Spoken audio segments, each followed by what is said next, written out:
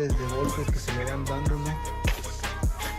Como aquí también en la salpicadera, comas ya de cuando se pintó ahí medio a la brava, golpecitos, tallones, cosas que le he ido cambiando.